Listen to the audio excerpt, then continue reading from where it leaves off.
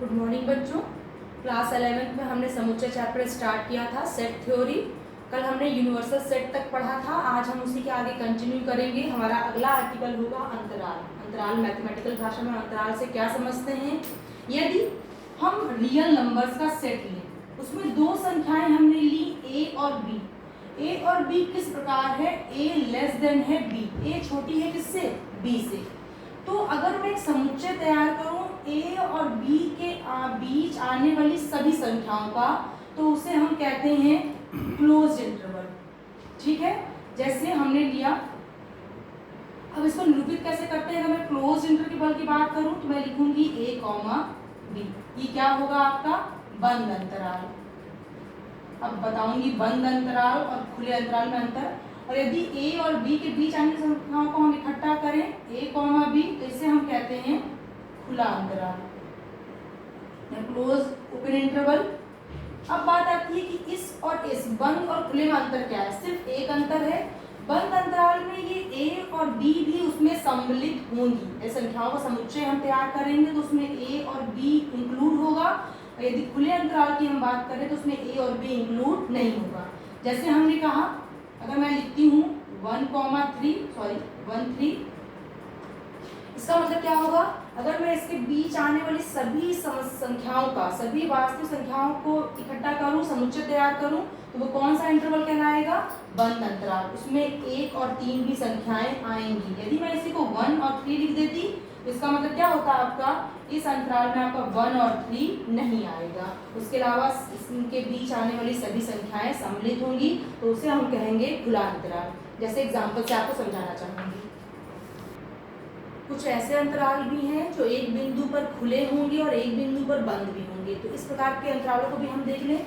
यदि लिखा है ए और बी, ये इसका मतलब क्या होगा, इस इनके बीच आने वाली संख्याओं के यदि समुच्चय को आप इकट्ठा करेंगे तो बी तो उसमें आएगा, लेकिन ए क्या होगा, अपवर्जित, मतलब ए को आप उसमें इंक्लूड नहीं करेंगे, सम्मिलित नहीं करेंगे। जैसे इस प्रकार का यदि है ए और बी, तो इसका मतलब क्या है, ए उसमें सम्मिलित रहेगा लेकिन बी आप उसमें इंक्लूड नहीं कर सकते यदि उसका समुच्चय आप तैयार करेंगे। तो एग्जांपल से आपको समझाऊंगी फिर से। अब हम इसको समुच्चय के रूप में कैसे लिखेंगे। इसमें आएंगे x, वास्तविक संख्याएं आएंगी। किस प्रकार, x पे कंडीशन लगेगी। हमेशा जिसको हम लेते हैं, मानते हैं, उसी पे कंडीशन अप्लाई होती है। कैसे, x बड़ा होना चाहिए a से, यानी कि मैं बराबर नहीं लिख रही हूँ। बराबर लिखने का मतलब क्या हो जाएगा, a उसमें सम्मिलित हो जाएगा। तो मैं कह रही हूँ x बड़ा हो a से, लेकिन यहाँ पे इंटरवल क्लोज्ड है। इसका मतलब b इसमें आ सकता है, लेकिन x छोटा हो या बराबर हो b के। तो ये इस प्रकार का समुच्चय तैयार हो जाएगा। यदि मैं इसकी बात करूँ तो इसमें क्या होगा, आपका x सच दैट, क्या होगा इसमें, x पे कंडीशन लगेगी। कैसी, ये क्लोज्ड इंटरवल है, इसका मतलब a उसमें सम्मिलित है, तो x बड़ा होगा या बराबर होगा किसके, a के। और b क्या है, खुला अंतराल है, इसका मतलब x छोटा होगा किससे, b से, यानी b उसमें सम्मिलित नहीं होगा। आपकी एक्सरसाइज 1.3 में क्वेश्चन नंबर 6 यदि आप देखें तो वो आपको बताऊंगी। बुक का क्वेश्चन नंबर 6 कह रहा है, आपका एक्सरसाइज 1.3 है। क्वेश्चन नंबर 6 कह रहा है अंतराल रूप में लिखिए। ये समुच्चय इस प्रकार का आपका दिया है, तो क्या होता है, इसको आपको बस आंसर लिखना है, अंतराल रूप से इसको निरूपित करिए।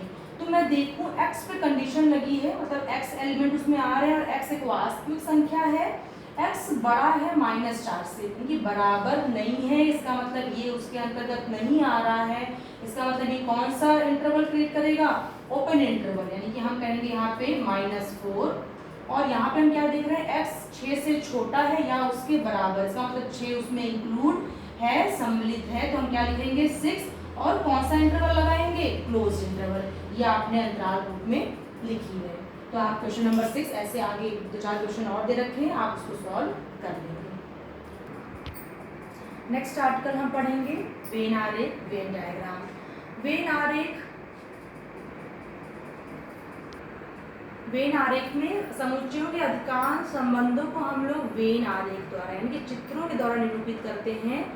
तो उसमें क्या होता है, जो यूनिवर्सल सेट होगा उसे हम आयत से निरूपित करेंगे, और जो उसके उप समुच्चय होंगे, छोटे छोटे सेट होंगे, उनको हम वृत्ताकार आकृति द्वारा निरूपित करेंगे। जैसे हमने कहा u, U stands for universal set. यदि हमारे पास एक यूनिवर्सल सेट है उसके दो सबसेट हैं A और D। तो इस प्रकार के चित्रों द्वारा हम निरूपित करेंगे। यदि सवालों को हल करेंगे समुच्चय की तो उसे हम कहेंगे वेन आरेख। और नाम आता है कि इसका नाम वेन आरेख ही क्यों पड़ा। इसका अंग्रेज शास्त्री जॉन वेन ने इसका आविष्कार किया था या खोज की थी, इसके बारे में बताया था आपको, इसलिए हम इसको वेन आरेख कहते हैं। इससे संबंधित क्वेश्चन हम देख लेंगे तो हमें समझ में और अच्छे से आ जाएगा। जैसे U एक सेट है 1 2 3 4 5 6 और A क्या है हमारा, उसका एक सबसेट है 2 3 और 4। यदि इसको मैं वेन आरेख द्वारा निरूपित करना चाहूँ तो U ये होगा। मैंने बताया था हमसे यूनिवर्सल सेट को हम आयत द्वारा निरूपित करेंगे और अंदर के उसके सबसेट्स को हम वृत्त द्वारा। तो यानी कि हम देखिए U के अंदर सब एलिमेंट पड़े रहेंगे 1 2 3 4 5 6 इस प्रकार से। अब हम क्या देख रहे हैं, A में कौन कौन आ रहा है, 2 3 और 4 किसके अंतर्गत आ रहे हैं, A के अंतर्गत आ रहे हैं। यदि हम 4 को थोड़ा इस प्रकार लिख लें तो ये अगर हम 2 3 4 को देखें तो ये किस सेट को दिखाएगा, सेट A को। यानी कि हम देख रहे हैं ये यूनिवर्सल सेट है और उसके अंतर्गत आए सबसेट A को हमने A दिखाया।